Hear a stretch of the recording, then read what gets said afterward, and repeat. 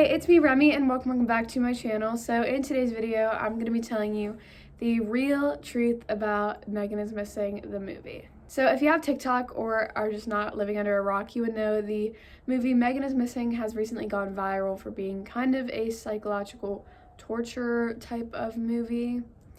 So before I get into explaining why you shouldn't watch this movie or just what you should know before watching it, I'm just going to put out a quick, very broad trigger warning if you get very sensitive or uncomfortable by murder or physical torture in general. Megan is Missing just went viral on TikTok, but it actually came out in 2011. So about 10 years ago, this movie came out, and now it is going viral. It was directed by Michael Gu.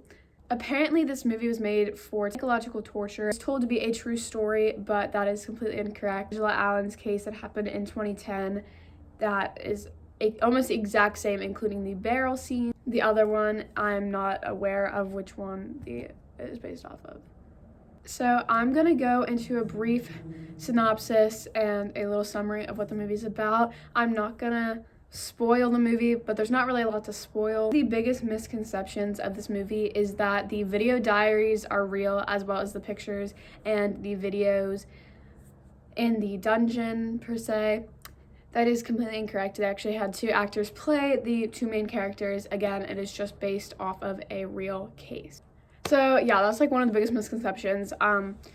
Just because the movie itself kind of makes you seem like all of the things that are shown in it are real and live videos that actually happened. But again, it was just a recreation of what it was told as the case. So again, the videos and the pictures are not real. They are just a reenactment of a actual murder case. But I'm gonna give a very quick summary of what the movie is about so you know what you're getting yourself into, because I watched this movie kind of the day it started going viral, literally during one of my Zoom classes, and I didn't expect a lot, and then the last 20 minutes I was just very not prepared for that, and now I wish I never watched it, but I guess because I have watched it, I can share my experience on my YouTube channel because there's not really a lot of videos saying why you shouldn't watch the movie. So it is solely based off of two friends who like to kind of document their lives on a video diary.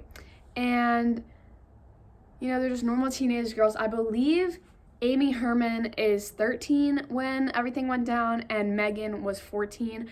I'm not 100% sure about that. I just think that's what that was.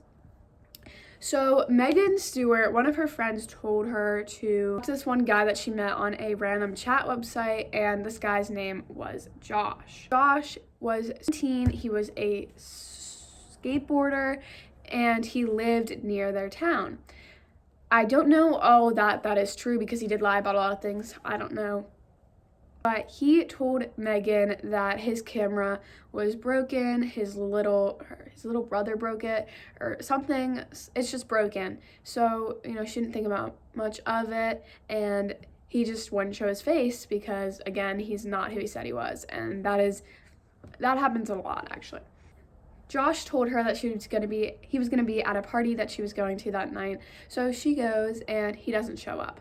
But later that night, Megan decides to FaceTime Josh. Again, he's not showing his face. It's not really FaceTime, but she decides to FaceTime Josh, and Josh said she was there, and she asked him what she was wearing, and he exactly described what she was wearing, which was actually really creepy, and it was like down to the brand and the print of her shirt. And says, "Why weren't you there?" or "Why didn't you talk to me?" And he said he was shy, and that he was just too scared to talk to her because she was with all of her friends.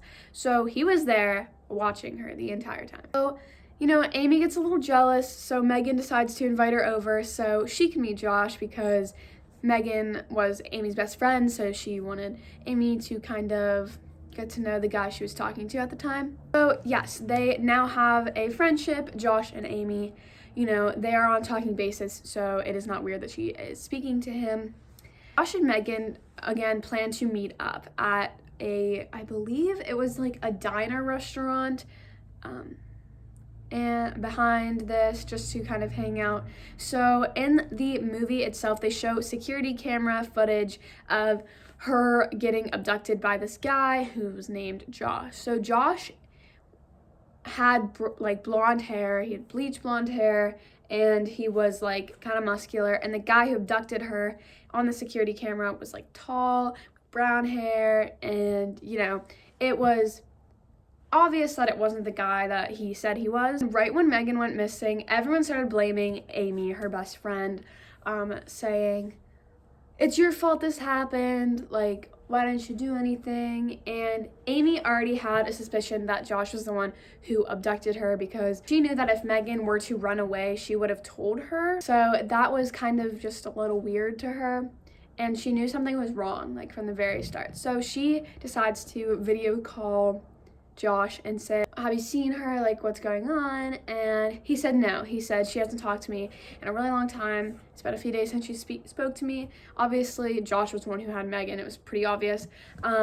But Amy started getting really, really suspicious of the way that this guy was speaking to her about Megan, and he was kind of changing his tone. He was just acting a little weird anytime that Megan's name would come into conversation. So obviously she was suspicious and she had to tell something, considering it is an ongoing case and everyone was searching for her, so she just needed to say something. And so she told the police, and this is the part where if you've watched this part of the movie, click off now. The last 22 minutes are live footage of what happened to these girls. So that is the part where I really wish I didn't watch, because the beginning of the movie kind of was just like any other movie. You didn't really see what was happening. It just kind of felt like a Criminal Minds episode. So it was just a little weird, and I was very uncomfortable the entire time watching it. So Amy was locked into a dungeon, and again, this was video recorded, and it was very weird. Josh makes her eat out of a dog bowl and do really strange things. He locked her up in a room, and then she had this stuffed animal that she called, I think, Billy or Boo Bear or something like that. I don't know. And he said, "If you eat out of this dog bowl with your hands behind your back, I will give you your stuffed animal." And I guess it like meant a lot to her, so she did it, and he gave her the stuffed animal. So the reason Amy was just like okay with being down there, she obviously wasn't, but was because she thought that Megan was down there with her.